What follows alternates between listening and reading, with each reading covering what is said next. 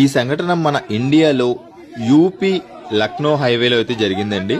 Like ఇక్కడ దెబ్బలు తింటున్న వ్యక్తి ఒక అడ్వకేట్ అనేది పక్కన పెట్టేస్తే తను ఆ రోడ్లో వెళ్తున్నప్పుడు తనకు సంబంధించిన ఫాస్టాగ్ రీఛార్జ్ అయిపోవడంతో ఒక చిన్న ఇష్యూ, లైక్ నేను క్యాష్ పే చేస్తానని చెప్పేసి లేదు నువ్వు యూపీఐలో పే చేయాలి, లేకపోతే వెహికల్ పక్కన పెట్టేసుకోవాలి, వెళ్ళడానికి వీల్లేదని చెప్పేసి ఇలా చిన్న గొడవ కాస్త పెద్దదైపోయి యూజువల్గా తన అడ్వకేట్ అన్నప్పటికీ తను కొన్ని రూల్స్ అయ్యి మాట్లాడి ఉంటారు.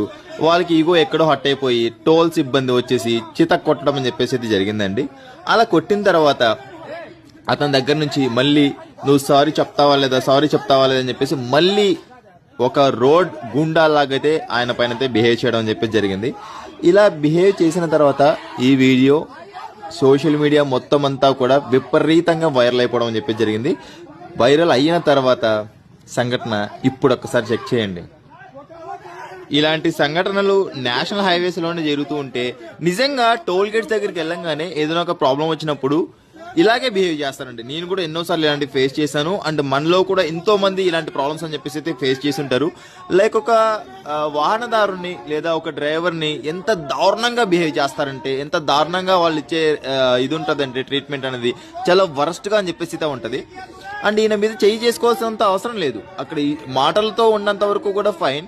చేయి చేసుకున్న తర్వాత అది కూడా ఒకరు కాదు, ఇద్దరు కాదు, దాదాపుగా 5-6 మంది అతని మీద చేయి చేసుకున్న తర్వాత అక్కడున్న అడ్వకేట్ యూనియన్ మొత్తం అంతా కూడా తరలొచ్చేసేసి 3 days టోల్ మొత్తం ఫ్రీగా వెహికల్స్ అన్నింటినీ కూడా క్రాస్ అయిపోయే విధంగా అక్కడ తీసుకురావడం అని చెప్పేసి జరిగింది. అండ్ 5 కోట్లు ఆ కంపెనీకి సంబంధించి జప్తు చేయడం అని చెప్పేసి జరిగింది, ఏదైతే టోల్ గేట్ ఉందో దానికి సంబంధించి. అండ్ 1 year పాటు ఆ టోల్ కి సంబంధించిన ఎవరైతే ఉన్నారో మేనేజ్మెంట్ వాళ్ళు ఎక్కడా కూడా ఇండియాలో బిడ్డింగ్ వేసుకోవడానికి ఛాన్స్ లేదు. అండ్ దీంతో పాటు కూడా బ్లాక్ లిస్ట్ పెట్టడం అని చెప్పేసి జరిగిందండి. మీరు ఇక్కడ చూడొచ్చు, విపరీతంగా తరలొచ్చేసేసి అడ్వకేట్స్ వారికి సంబంధించిన యూనిటీ అని చెప్పేసి అయితే ఇక్కడ ప్రదర్శించడం అని చెప్పేసి అయితే జరుగుతుందండి. ఇక్కడ ఏదో సీఎం క్యాన్వాయో లేకపోతే ఇది పిఎం క్యాన్వాయో కాదండి, ఆయనకు సానుభూతి తెలపడం కోసం వచ్చిన ఒక యూనిటీ. సెల్యూట్ సార్, మీ అందరికీ కూడా నిజంగా పేరున ధన్యవాదాలు అని చెప్పేసి అయితే నేను తెలుపుకుంటూ ఉన్నా. ఇలాంటి మంచి పనుల కోసం సోషల్ మీడియా అని చెప్పేసి మీరు కూడా యూజ్ చేసుకోండి.